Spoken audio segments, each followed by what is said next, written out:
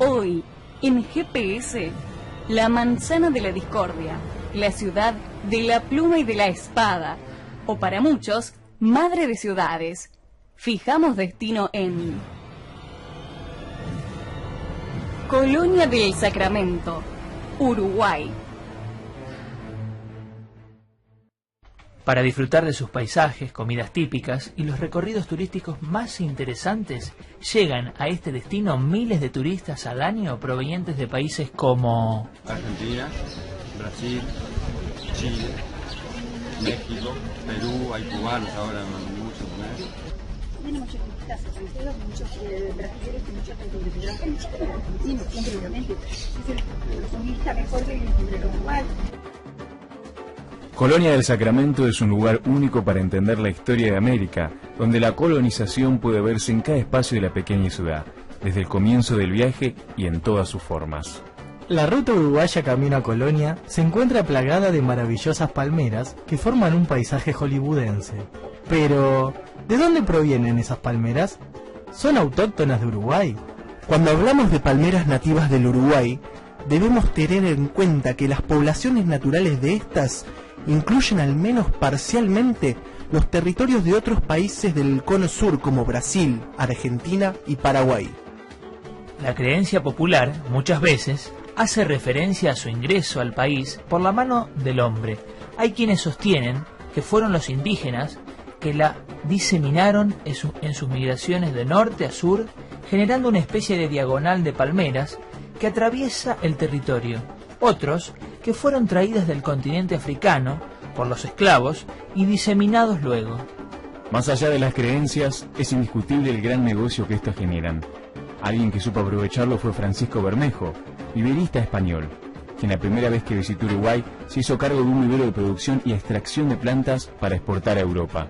El negocio era propiedad de un ciudadano italiano conocido por dedicarse al comercio de vegetales entre Italia, España y Francia. Estaba establecido en Santa Lucía, Canelones. Su actividad principal en esta empresa fue la extraer palmeras, acondicionarlas y exportarlas a Europa o China. Las especies grandes de palmeras que tienen un mayor interés comercial son las que más resisten al frío. Por ejemplo, las butiás. Uno de los tipos de butiás es la capitata, de Rocha. Es la que tiene frutos comestibles y solo crece de forma natural en Uruguay. La de mayor variedad es la palmera canaria, que en el contexto uruguayo es una palmera exótica porque fue importada desde las Islas Canarias. Son las grandes y verdes que se ven en las rutas del país. La palma canaria no está protegida por las autoridades uruguayas por ser exótica, pero en cambio sí protegen las de las carreteras. No se pueden tocar las que son propiedad del Estado. Y si nos remontamos a la historia, nos encontraremos con la violenta disputa entre españoles y portugueses por quedarse con ella. Idas y vueltas, tratados de por medio y esclavos como mercancía. ¿Por qué este pequeño lugar tan alejado del mundo europeo era tan disputado e importante para españoles, portugueses e ingleses? Bajo la corona de España se independiza y dado una crisis que hay del azúcar en el Brasil, tiene que ver si se procura otros recursos más, y acá digamos que lo que era esta zona eran esas rutas de plata ilegales que venían desde el Alto de Perú, desde las minas de Potosí, vía de Buenos Aires. O sea que Colonia se funda enfrente a Buenos Aires para hacer usufructo de ese tráfico ilegal de la plata, aparte de hacer uso de los cueros y conseguir una zona para replantar de trigo, para exportar hasta el Brasil, hasta la zona del norte. Para continuar nuestro recorrido, le preguntamos a sus comerciantes, productores y ciudadanos qué sitios no podíamos dejar de visitar, y entre ellos sugirieron lugares pintorescos por su arquitectura, calles y construcciones. La Plaza de Toros está en proyecto de reconstrucción. La Plaza de los Toros fue diseñada por el estudio argentino de Markovich y Dupuy. Se inauguró el 9 de enero de 1910 con 8 corridas oficiales. Las primeras se hicieron con toros y toreros españoles y con mucha presencia de público argentino. Si bien hubo más de 80 corridas oficiales, el espacio se continúa utilizando para diversos espectáculos, luego de la prohibición de las corridas decretada por el presidente Bachelet y Ordóñez en 1912. Se erige fuera del casco histórico, deteriorada y todavía esperando su reconstrucción.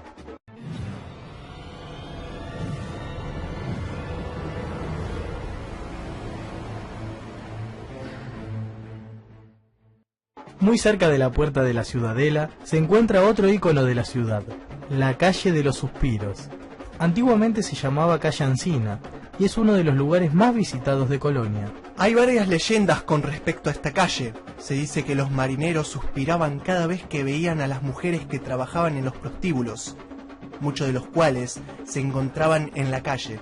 Algunas referencias históricas le dan un matiz menos romántico e indican que los prisioneros condenados a muerte suspiraban mientras eran llevados por esa calle, ya que el destino les esperaba lo peor.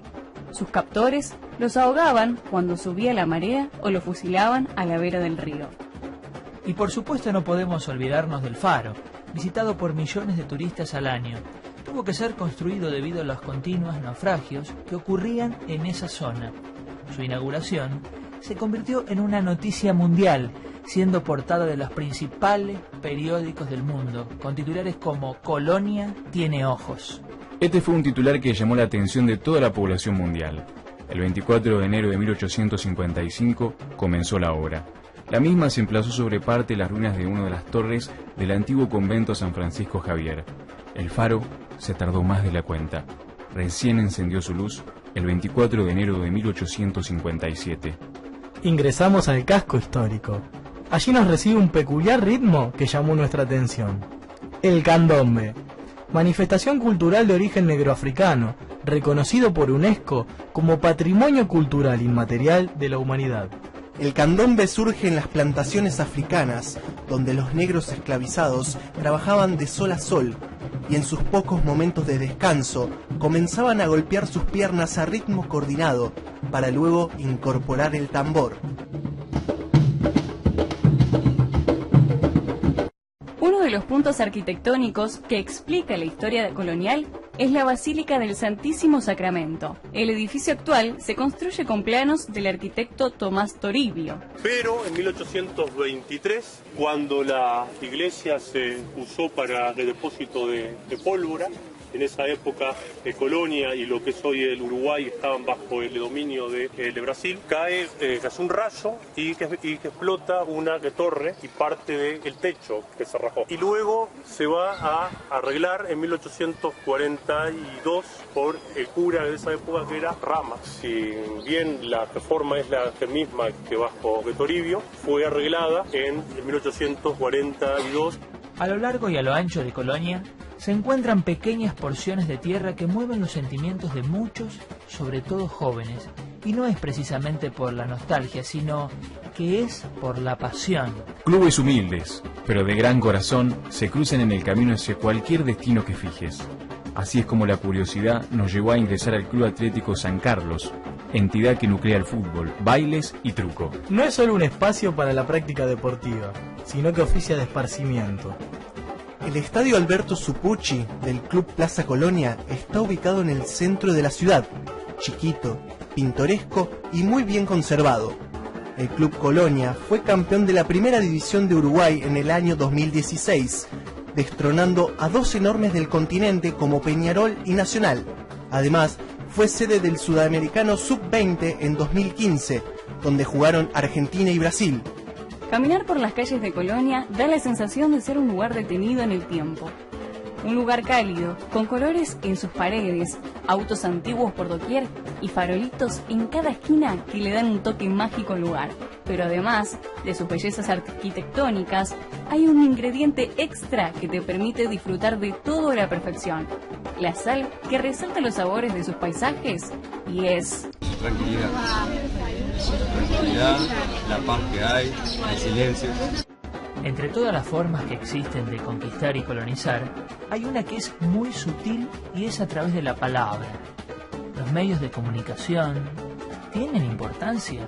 Los medios de comunicación tienen una influencia cultural de imponer, agendas, de temas sí, yo entiendo que sí, que efectivamente tiene un desarrollo importante. ¿Por qué una vez tomado el poder, las dictaduras tratan de hacerse principalmente de los medios?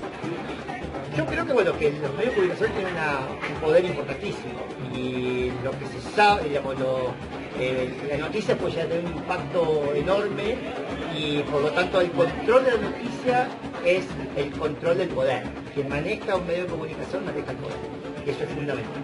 El medio de comunicación tiene una influencia natural sobre la gente y eso el comunicador tiene que hacerse responsable de eso, de que él es un modificador de pensamientos, de que él es un modificador de esquemas de pensamientos y de modos de pensamiento, con lo cual, bueno, la verdad es que es realmente importante entender de qué se trata un medio de comunicación y separar esto de que los medios de comunicación tengan cierta injerencia sobre la vida de la gente, cierta injerencia sobre uno mismo, que es el actor, y o poder.